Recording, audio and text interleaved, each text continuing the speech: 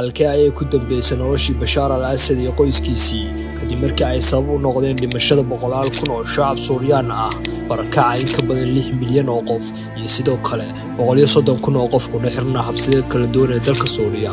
Bashaar al-Assad iyo qoyskiisu waxay magangelyo ka heleen dalka Ruushka magaalada Moscow ee dalka Ruushka ayay deegaan ku noqonayaan waxaana kaga bilaabantay halkaan nolol cusub oo qurux badan.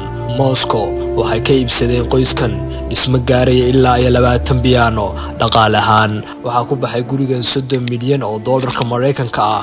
sidoo kale waxay sheerar ku lahaayeen shirkadaha soo saaray shidaalka macaadinta Shell iyo Offshore. Asma al-Assad waxaaska madaxweyne Bashaar al-Assad waxay ku dhalatay magaalada London ee dalka Ingiriiska waxay dhaqaale badan ku bixisay qurxinta iyo hagaajinta guriga ay degneed kaas oo ku yaalay magaalada Dimashq ee caasimadda dalka Suuriya.